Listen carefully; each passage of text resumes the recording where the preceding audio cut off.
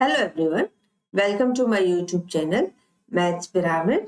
आज हम डिस्कस करने वाले हैं रियल नंबर्स का एक टॉपिक, जिसके अंदर हम प्रूव करेंगे कि root n is a rational irrational number where n जो है वो क्या है, हमारे पास प्राइम नंबर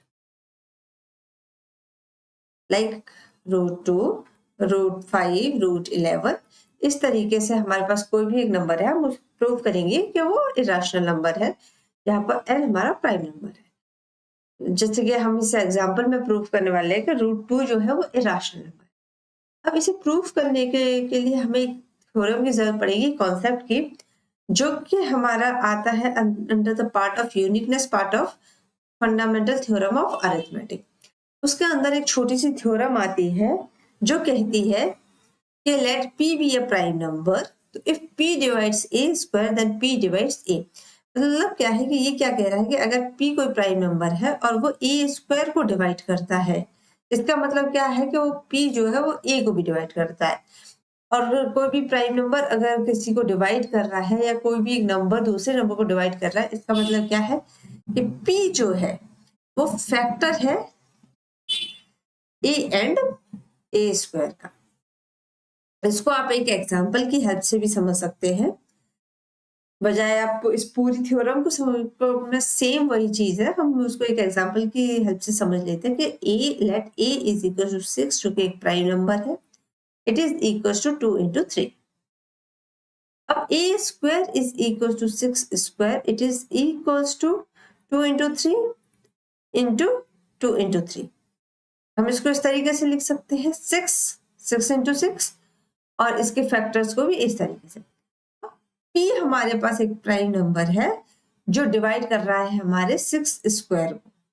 इसका मतलब 6 स्क्वायर को डिवाइड कर रहा है p, तो p जी डिवाइड तभी करेगा 6 स्क्वायर को जब p जो है वो एक इसका फैक्टर होगा। अगर p फैक्टर है हमारे पास, तो इसका मतलब क्या है कि ये हमारे पास जितने भी प्राइम फैक्टर्स हैं 2 इंटू 3 2 इंटू 3, ये जितने भी हमारे पास फैक्टर्स हैं p के 6 स्क्वायर के, इन्हीं में से एक है p। क्योंकि यूनिकनेस पार्ट ऑफ जो फंडामेंटल थ्योरम है वो क्या कहती है कि किसी भी पॉजिटिव इंटीजर के जो फैक्टर्स हैं वो फिक्स्ड होते हैं। तो 6 स्क्वायर के फैक्टर्स फिक्स्ड हैं, और अगर 6 स्क्वायर के फैक्टर्स फिक्स्ड हैं तो p के कहीं बाहर से प्राइम नंबर तो आएगा नहीं, तो p कोई बाहर से प्राइम नंबर होगा नहीं, तो p जो है या तो 2 होगा या 3 होगा। p जो भी होगा वो इन्हीं फैक्टर्स में से एक होगा, इन्हीं फैक्टर्स में से है। और ये फैक्टर्स क्या है, ये a के फैक्टर्स है। इसका मतलब 2 इंटू 3, तो p जो है वो one of the factors of a है। अगर p जो है one of the factors of a है, तो p जो है वो a को भी डिवाइड करेगा। जैसे कि p या तो 2 है या 3 है। अगर p 2 है तो अगर 6 स्क्वायर को वो p 2 डिवाइड कर रहा है, तो 2 जो है वो 6 को भी डिवाइड करेगा, क्योंकि 2 जो है one of the factors of 6 भी है। अगर p आपका मान लेते हैं कि 3 है दूसरा फैक्टर, तो अगर ये 6 स्क्वायर को डिवाइड कर रहा है तो ये 6 को भी डिवाइड करेगा, क्योंकि 6 का भी एक फैक्टर क्या है 3। तो ये क्या कह रहा है कि अगर p जो है वो a स्क्वायर को डिवाइड करता है, जहां पे a पॉजिटिव इंटीजर है और p प्राइम फैक्टर है, प्राइम नंबर है, तो p a को भी डिवाइड करेगा। इसका मतलब क्या है कि p जो है a स्क्वायर और a दोनों का फैक्टर है। ये हमारी थ्योरम का प्रूफ है, और यह हमारी थ्योरम है जिसको हमने एक एग्जांपल की हेल्प से समझा। अब हम इसको यूज करके हम प्रूफ करेंगे कि रूट 2 जो है वो हमारा इरेशनल नंबर है। तो इसके लिए हम क्या करेंगे, कॉन्ट्राडिक्टरी मेथड यूज करेंगे, जिसमें हम पहले अज्यूम करेंगे कि रूट 2 जो है हमारा इरेशनल नंबर नहीं, रैशनल नंबर है। क्योंकि आप जानते हैं कि रियल नंबर्स जो होते हैं वो यूनियन होते हैं किसका, rational numbers plus irrational numbers का।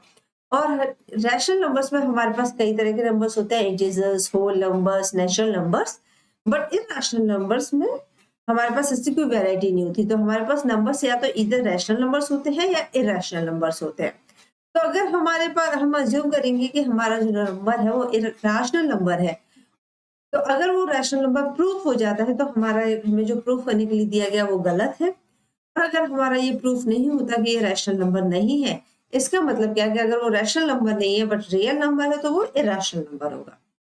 तो इसके लिए हम क्या करेंगे कि late √2 is equals to rational number which can be represented in the form of p by q where q is not equals to 0।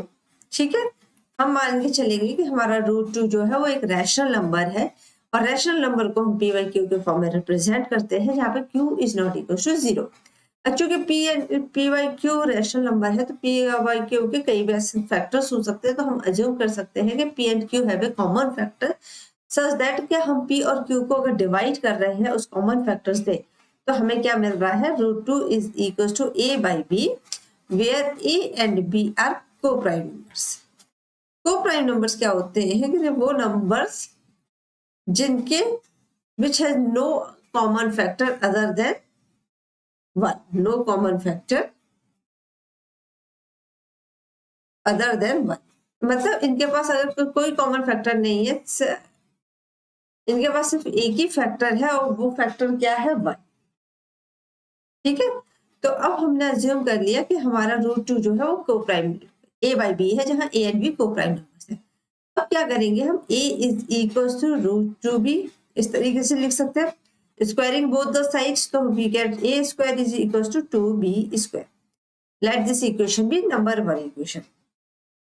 अब हम हमारा जो ये थ्योरम थी जिसमें हमने ये अज्यूम किया था कि p अगर डिवाइड करता है a स्क्वायर को तो p डिवाइड करेगा a को, जहाँ पे p प्राइम नंबर है। तो आप देख सकते हैं कि यहाँ पर हमारा जो 2 है वो प्राइम नंबर है, तो 2 डिवाइड्स a स्क्वायर, क्योंकि 2 इसका एक फैक्टर है, 2 डिवाइड करेगा a स्क्वायर को, तो 2 डिवाइड्स a, क्योंकि इसका वन ऑफ द फैक्टर्स है, तो a स्क्वायर को डिवाइड करेगा तो 2 डिवाइड्स a। इसका मतलब क्या है कि 2 is a factor of a।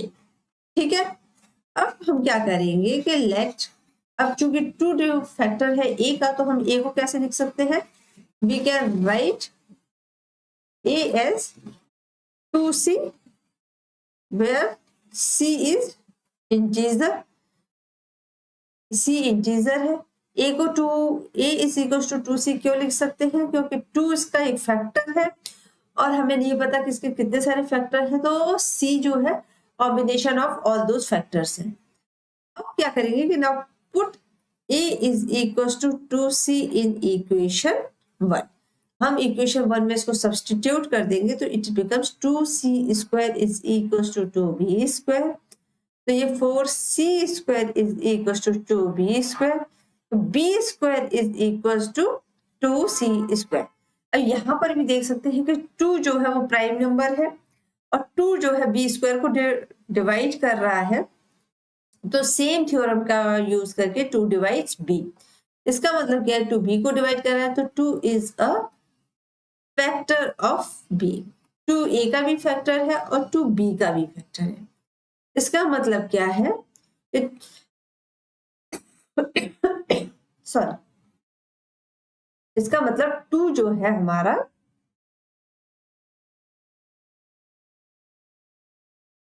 Two is the common factor of a and b। हमारा जो a और b है इसका कॉमन फैक्टर क्या है, 2। अगर 2a और b का कॉमन फैक्टर है इसका मतलब a and b are not coprime numbers.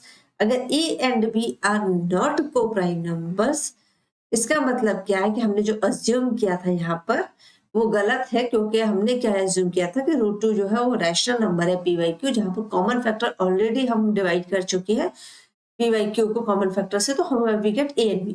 लेकिन हमारे पास इस स्टेज में भी अगर कॉमन फैक्टर आ रहा है इसका मतलब हमारा अजम्पशन गलत है। √2 जो है वो √2 is not a rational number.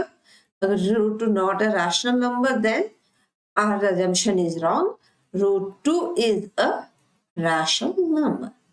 अगर आपको इस प्रूफ है कोई भी प्रॉब्लम हो, कोई भी डाउट हो तो कमेंट बॉक्स में लिख के जरूर बताइए। अगर आपको थ्योरम समझ में नहीं आई और आप चाहते हैं कि हम थ्योरम को भी एक्सप्लेन करें पूरी तरीके से, तो आप हमें कमेंट बॉक्स में लिखकर जरूर बता सकते हैं। अगर आपने चैनल को अभी तक सब्सक्राइब नहीं किया है तो सब्सक्राइब कर लीजिए ताकि आने वाली वीडियोस की नोटिफिकेशन आपको तुरंत मिले। अब हमारे पास एक और एग्जांपल है कि proof that 5 minus √3 is an irrational number. इसमें क्या है कि 5 क्या है, एक इंटीजर है, मतलब रैशनल नंबर है, और √3 इरेशनल नंबर है। ये बोल रहे हैं कि अगर रैशनल नंबर और इरेशनल नंबर को हम किसी मैथमेटिकल ऑपरेशन के यूज कर रहे हैं, एडिशन और सब्ट्रैक्शन का, या फिर किसी मल्टीप्लिकेशन का, लाइक 5 प्लस √2 है, 5√2 है, अगर इस तरीके से हम कुछ भी यूज कर रहे हैं तो हमें प्रूव करना है कि वो इरेशनल नंबर है। तो इसके लिए हम क्या करेंगे, इसके लिए भी हम क्या करेंगे, अब अज्यूम करेंगे कि लेट 5 माइनस √3 जो है हमारा रैशनल नंबर है। और अगर ये रैशनल नंबर है तो हम क्या करेंगे, इसको p बाई क्यू के फॉर्म में रिप्रेजेंट कर देंगे, जहां पर q is not equal to 0।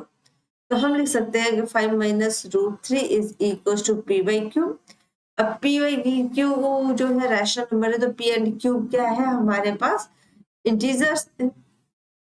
p and q are integers. अब क्या करेंगे, हम रीअरेंज करेंगे हमारी इस इक्वेशन को, तो it becomes 5p minus q it is equal to √3। तो 5q minus p divided by q it is equal to √3।